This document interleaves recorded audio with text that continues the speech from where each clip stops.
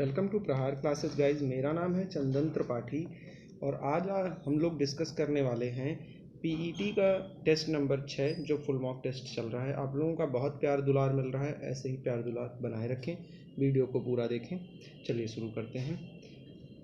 भारतीय reserve bank RBI ने हाल ही में किस बैंक का लाइसेंस रद्द कर दिया? तो महाराष्ट्र स्थित वसंत दादा नगरी सहकारी बैंक का लाइसेंस रद्द कर दिया। अगला क्वेश्चन देखते हैं। निम्न में से किस केंद्रीय मंत्री ने कोयला खदानों के संचालन के लिए सिंगल विंडो क्लियरेंस सिस्टम की शुरुआत की? तो गृह मंत्री अमित शाह ने इसकी शुरुआत की। केंद्रीय वित्त मंत्रालय द्वारा निर्धारित स्थानीय सुधारों को लागू करने के मामले में आंध्र प्रदेश मध्य प्रदेश के बाद कौन सा राज्य तीसरे नंबर पर आया? तेलंगाना। तो पहले पे आया कौन सा? पहले पे आया आंध्र प्रदेश, दूसरे पे आया मध्य प्रदेश और तीसरे पे तेलंगाना। याद रखिएगा, रैंकिंग पूछा जा सकता है। निम्न में से कौन सा भारतीय बल्लेबाज ऑस्ट्रेलिया के खिलाफ सभी प्रारूपों में 100 छक्के लगाने वाला विश्व का पहला खिलाड़ी बन गया? तो ये आप बताएं। 54 का सी, रोहित शर्मा इसका सही उत्तर है। इसके बाद देखते हैं, किस देश की सेना ने स्वदेशी रूप से विकसित guided multi launch rocket system फतह 1 का सफल परीक्षण किया? तो यह पाकिस्तान इसका आंसर ठीक है। ब्लूमबर्ग की तरफ से जारी की जाने वाली अरबपतियों की सूची में कौन दुनिया के सबसे अमीर व्यक्ति बने हैं? एलन मस्क, ये सही है। केंद्र सरकार ने वित्त वर्ष 2020-21 में जीडीपी की विकास दर निम्न में से कितने प्रतिशत रहने का अनुमान लगाया? तो 57 का ए सही है। किस राज्य सरकार ने बर्ड फ्लू के कारण एवियन इन्फ्लुएंजा वायरस के बढ़ते प्रकोप देखते हुए आपदा घोषित की? 58 का ए केरल। पद्म विभूषण पुरस्कार 2022 से सम्मानित होने वाला भारत का पहला पैरा एथलीट कौन बन गया? मोस्ट इंपॉर्टेंट क्वेश्चन है ये इसमें देवेंद्र झझारिया इसके सही उत्तर हैं।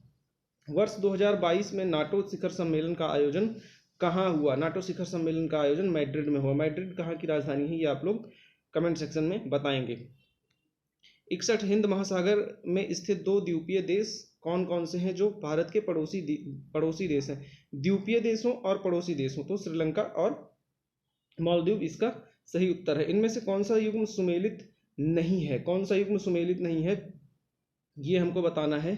तो 62 का भी सर्बिया बेलग्रेड इसका जो दे रखा है ये सही सुमेलित नहीं है। क्यों नहीं है? ये सही सुमेलित युग्म हमको छांटना है। तो बेलग्रेड और सर्बिया इसमें सही है। बेलग्रेड यहाँ की राजधानी है और यहाँ सर्बिया का जो करेंसी है वो क्या है? सर्बियन दिनार। ये आप लोग याद रखिएगा, सर्बियन दिनार। इसमें से फ्रांस गलत मिला हुआ है क्योंकि फ्रांस की जो राजधानी है वो है पेरिस और फ्रांस की जो मुद्रा है वो है यूरो। इसी तरीके से इटली का देखेंगे तो इटली का जो कैपिटल है वो रोम है और इटली की जो मुद्रा है वो भी यूरो है।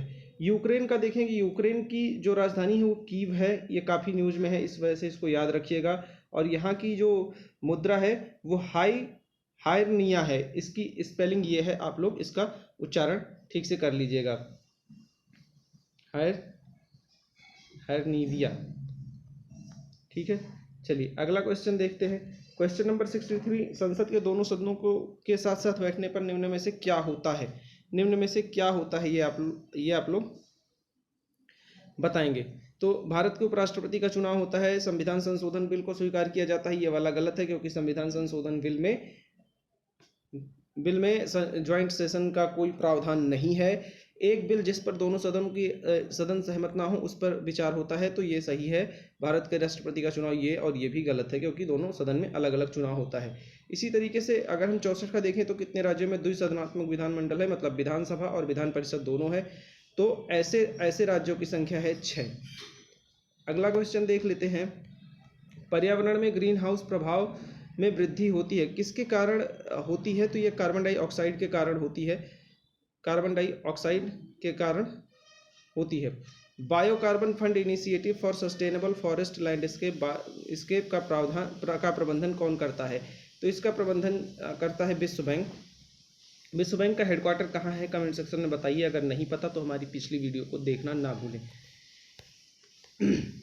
इनमें से कौन सा युग्म युग्म गलत है? इनमें से कौन सा युग्म गलत है? तो यहाँ पे आप देखोगे ये बॉडीज दे रखी हैं, यूनेस्को दे रखा है और इसका हेडक्वार्टर की जगह पूछा हुआ है। तो कौन सा युग्म गलत है? जैसे यूनेस्को का तो हेडक्वार्टर पेरिस में है, सही है। विश्व व्यापार संगठन यानी WTO का जो हेडक्वार्टर है जेनेवा, सही है। विश्व स्वास्थ्य संगठन यानी WHO का हेडक्वार्टर पेरिस में नहीं है, यही गलत है। और ICAO का जो हेडक्वार्टर है वो मॉन्ट्रियल में है। मॉन्ट्रियल कहाँ की राजधानी है ये आप लोग कमेंट सेक्शन में बताएंगे।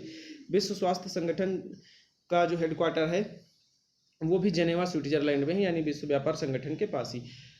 दक्षिण भारत का पर्वतीय सैरगृह उद्गम मंडल या ऊटी किस राज्य में स्थित है? ये आप लोग बताएंगे, तमिलनाडु में।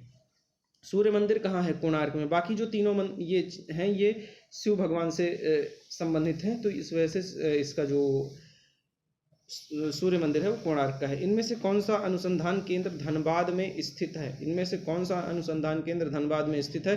तो केंद्रीय खनन एवं ईंधन अनुसंधान धनबाद में स्थित है। ये अगला हमारा पैसेज है, पैसेज में मैंने निशान लगा दिया है, आप लोग इसको पढ़ सकते हैं।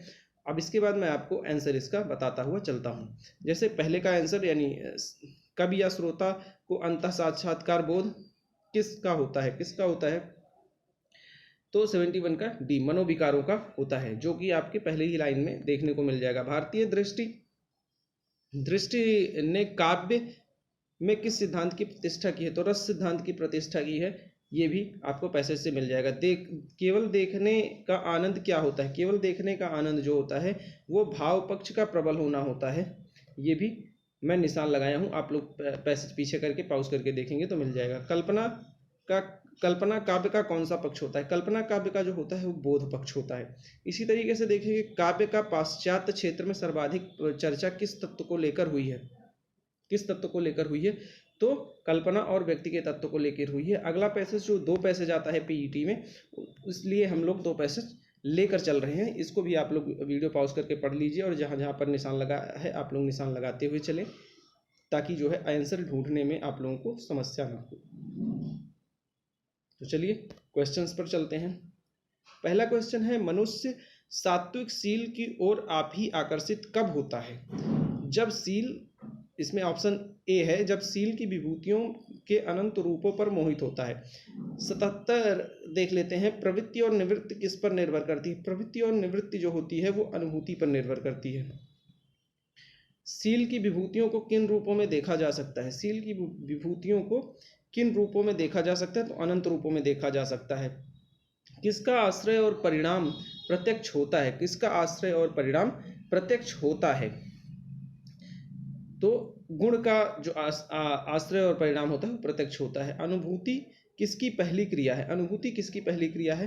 तो मन की अनुभूति पहली क्रिया है। इसके बाद 81 से लेके जो 85 तक का क्वेश्चन है वो सब मैथ्स के क्वेश्चन हैं जिसको मैंने कराया हुआ है।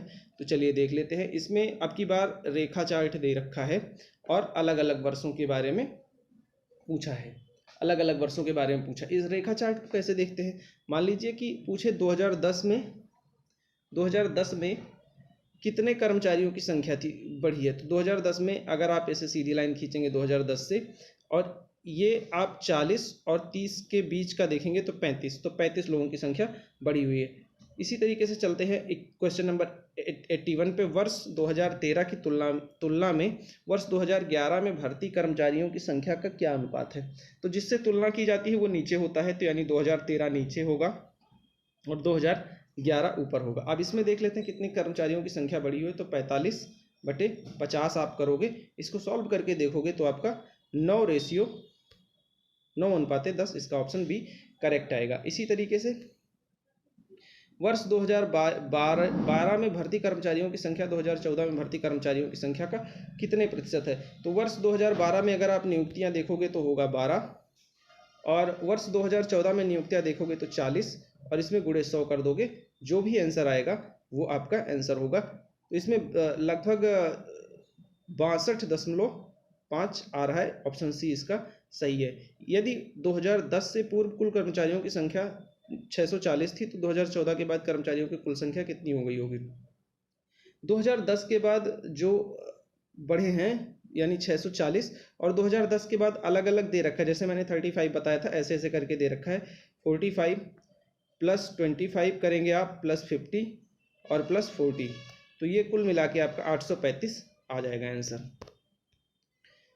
क्वेश्चन नंबर 84 देख लेते हैं। यदि 2010 के पूर्व कर्मचारियों की संख्या 640 थी तो 2010 में कर्मचारियों की कुल संख्या में कितने प्रतिशत की वृद्धि हुई? तो 35 2010 में वृद्धि हुई थी और 640 पे वृद्धि हो रही है, गुणे 100 कर देंगे, इसका आंसर आ जाएगा आपका 5.5।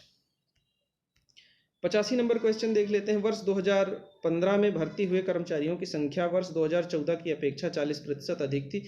वर्ष 2015 में कितने कर्मचारी भर्ती किए गए? अभी आप देखेंगे तो 40% को आप रेशियो में बदलेंगे तो 100 हो जाएगा, और 140 इसमें 2015 में थे, इसको आप सॉल्व करोगे तो 56 इसका सही उत्तर आएगा, यानी ऑप्शन ए। अगला देख लेते हैं क्वेश्चन नंबर जो अगला है यानी 90 से। तो अब हमें दे रखा है लेखा चित्र, यानी लेखा चित्र का क्या मतलब होता है? इसमें दो आरेख दिए होते हैं, एक ही साल के दो डेटा दिए होते हैं। जैसे इसमें देखिए ये वाला आय का है और ये वाला व्यय का है। तो अब इसमें से हमको आंसर निकालना है 86 से लेकर 90 तक। ये आप लोग ग्राफ पढ़ लीजिए। जैसे मान लीजिए इसमें पूछ रहा है कि आय 2020 में कितना था, तो आय 2020 में 30 लाख टन था, लेकिन 2013 का आय पूछेगा तो 60 लाख टन। इसी तरीके से 2013 का अगर व्यय पूछेगा तो 40 लाखों में, ठीक है। चलिए 2002 से 2003 तक कंपनी के व्यय में कितने प्रतिशत की वृद्धि हुई? तो 2002 में जो व्यय रहा था वो 40 लाख रहा था, और 2003 में जो 2003 में व्यय था वो इसके बराबर ही था। सॉरी 2002 में 30 लाख रुपए का व्यय था, और 2002 में 30 लाख का और 2003 में 40 लाख का, तो यानी 10 लाख की वृद्धि हुई, 30 पे वृद्धि हुई। और ये 10/30 आप करोगे, 10/30 इसको परसेंटेज से निकालोगे तो आपका ऑप्शन ए आ जाएगा सही। वर्ष 2002 में कंपनी आय उसके वर्ष के व्यय के बराबर थी। किसके बराबर थी? तो अगर आप लोग ग्राफ को फिर से ध्यान से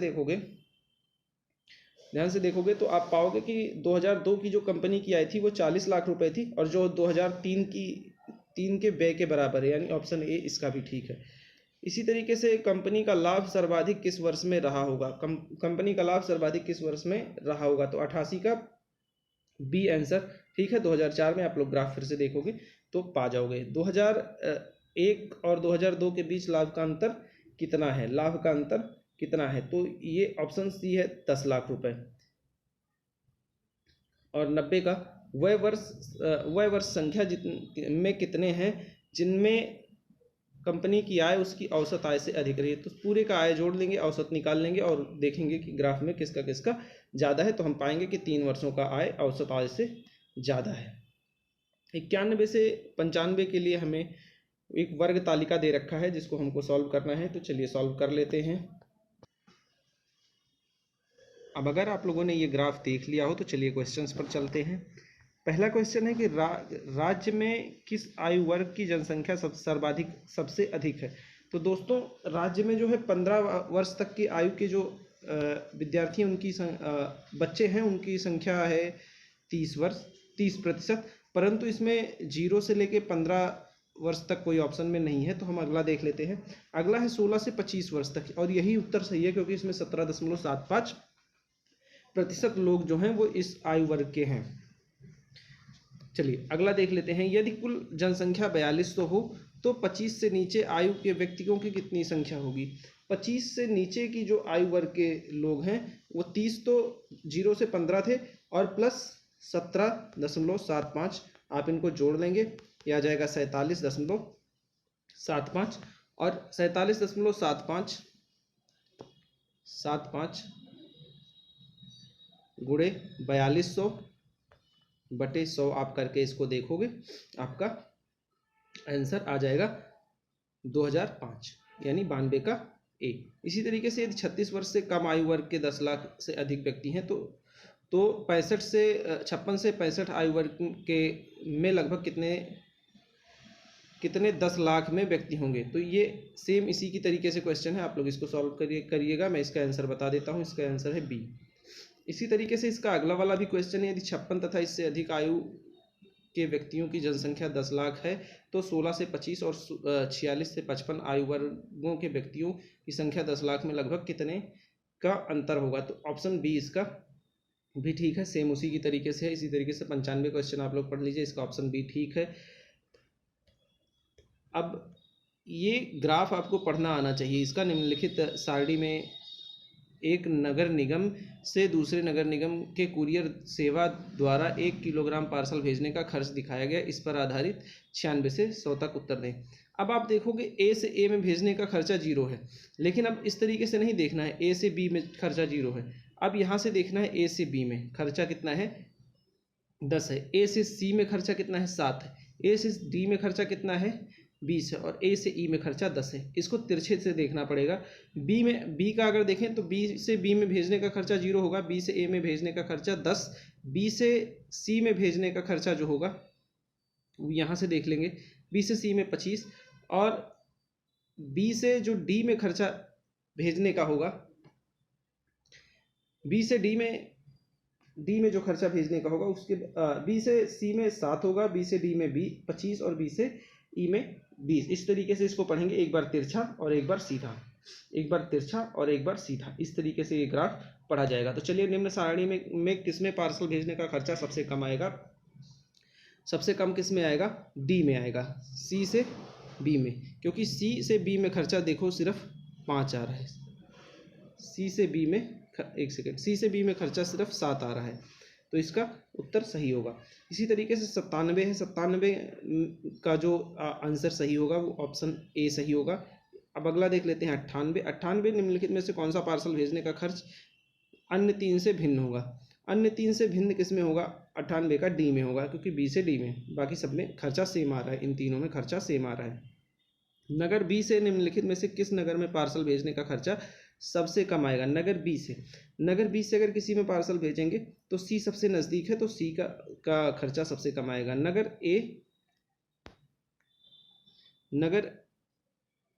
ए तथा बी, ए से बी और ए से ई तक पार्सल भेजने का खर्च कितना होगा, तो इसका आंसर होगा सी, यानी 20 रुपया होगा। तो दोस्तों ये टेस्ट यहीं पे ख़त्म होता है। होप आपको वीडियो बहुत अच्छी लगी हो, मेरी मेहनत अच्छी लग रही हो, और अब अगर ये मेहनत मेरी अच्छी लग रही हो तो चैनल को सब्सक्राइब करें, वीडियो को लाइक करें, अपने दोस्तों के साथ शेयर करना ना भूलें। Thank you very much.